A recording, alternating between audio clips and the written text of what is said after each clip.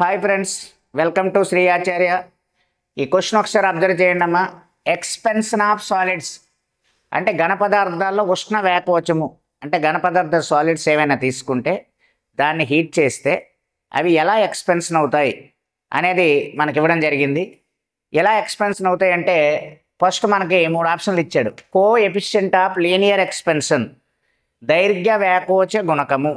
అంటే ఏమీ కాదు, మీరు కంగారు పడవలసిన పెద్ద పదం ఉంది కదని వర్రీ పడవలసిన అవసరం లేదు.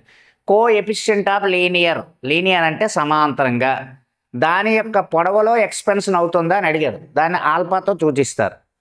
రెండోది coefficient of areal expansion. Areal అంటే విస్తీర్ణ వ్యాకోచ గుణకం. ఏరియా అంటే పొడవులోనే ఎక్స్పెన్షన్ అవుతుందే, పొడవు వెడల్పు మరియు దాని యొక్క వాల్యూ అంటే థిక్నెస్ మందంలో కూడా ఏమైనా ఎక్స్పెన్షన్ అవుతుందా, అది బీటాతో సూచిస్తారు. మూడోది coefficient of volume expansion. Volume అంటే ఘనపరిమాణ వ్యాకోచ గుణకము. అంటే ఘనపరిమాణం కూడా వ్యాకోచం చెందుతుందా అంటే మీకు చిన్న ఎగ్జాంపుల్ చెప్తాను చూడండి. ఒక ఇనప రాడ్ని ఇలా తీసుకున్నాం, ఒక ఐరన్ రాడ్ని హీట్ చేసాం. హీట్ చేసినప్పుడు దాని యొక్క పొడవు ఇటు కూడా పెరుగుతుంది, ఇటు కూడా పెరిగే అవకాశం ఉంటుంది. అలాగే దీన్ని ఆల్ఫా అంటారు. రెండోది కో ఎఫిషియంట్ ఆఫ్ ఏరియల్ అంటే దాని ఏరియా కూడా ఎక్స్పెన్షన్ అయ్యే అవకాశం ఉంటుంది, ఇలా కూడా పెరిగే అవకాశం ఉంటుంది. అలాగే మూడోది వాల్యూమ్. ఈ లోపల ఉండే మొత్తం వాల్యూమ్ అంతా కూడా ఎక్స్పెన్షన్ అవుతుంది. అంటే 3 రకాలుగా ఎక్స్పెన్షన్ అవుతుంది. అందుకే ఆల్ఫా, బీటా, గామా అని కూడా చెప్పారు. ఇక్కడ మనకి క్వశ్చన్ ఏంటంటే ఘన పదార్థాలు లేదా సాలిడ్స్ని హీట్ చేసినప్పుడు ఎన్ని రకాలుగా ఎక్స్పెన్షన్ చెందుతుందంటే 3 రకాలుగా కూడా ఎక్స్పెన్షన్ చెందుతుంది. కాకపోతే ఈ 3 రకాలు alpha is to, beta is to, gamma, ఈ రేషియో ఎలా ఎక్స్పెన్షన్ అవుతుంది అని మనకు బిట్ అడిగాడు. ఈ క్వశ్చన్ యొక్క ఆన్సర్ అది. సో రేషియో ఆల్ఫా 1% అంటే కో ఎఫిషియంట్ ఆఫ్ లీనియర్ ఎక్స్పెన్షన్, దాని పొడవట 1% పెరుగుతుందట.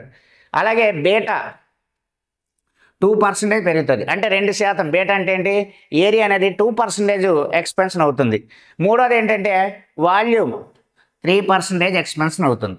సో ఇప్పుడు మనకు ఆప్షన్లు ఏమిస్తాడంటే alpha is to, beta is to, gamma 1:2:3. ఒక్కొక్కసారి మనం కన్ఫ్యూజ్ చేయడానికి gamma is to, beta is to, alpha ఎంత అంటాడు, అప్పుడు 3:2:1 అవుతుంది. సో ఎప్పుడు మారంది ఏంటి అంటే బీటా, ఎప్పుడు మారేవి ఆల్ఫా మరియు గామా. ఈ సాలిడ్స్లో ఈ విధంగా ఎక్స్పెన్షన్ జరుగుతుంది.